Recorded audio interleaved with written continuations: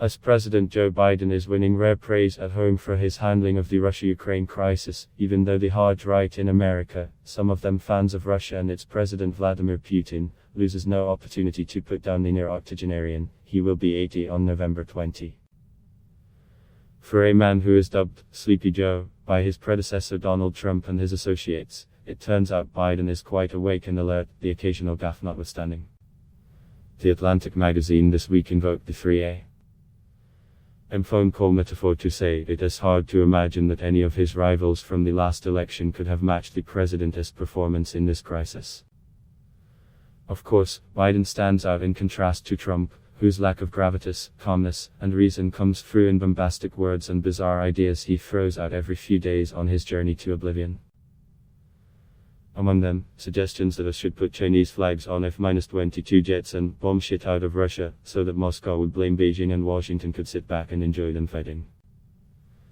Apparently, it was only said as a joke, but even in jest it has to be one of the dumber ideas.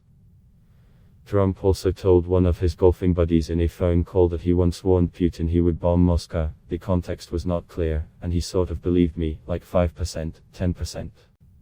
That's all you need.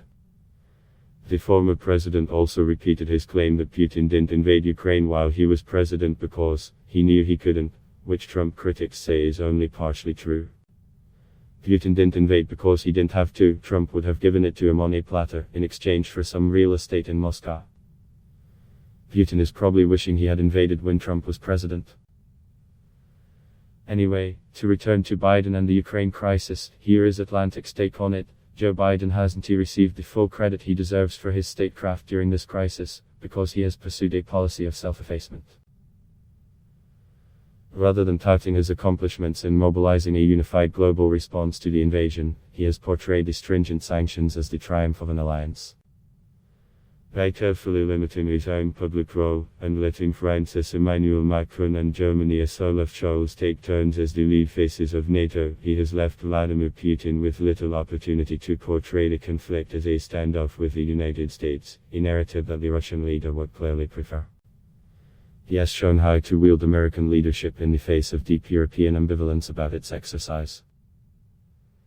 The magazine's writer Franklin Foer also praised Biden for not responding to nuclear baiting when Putin put his arsenal on alert, saying in not reciprocating and in brushing off calls to impose a no-fly zone over Ukraine, the US president has tried to telegraph his thinking to Putin, so that the Russian leader could never misunderstand his intentions, and would never mistakenly assume that an American strike against Russia was imminent. This again is in contrast to the Trump's bombs away bluster, which had it occurred in the current crisis, could have had untold consequences. But then again, it would have never come to that because Ukraine would have been gift-wrapped and delivered to Kremlin. Which in turn renders Foer's relief, in the middle of Joe Biden's 3A call. I find myself grateful that he is the one answering the phone, moot because there would have been no 3A phone call. Adblock test why.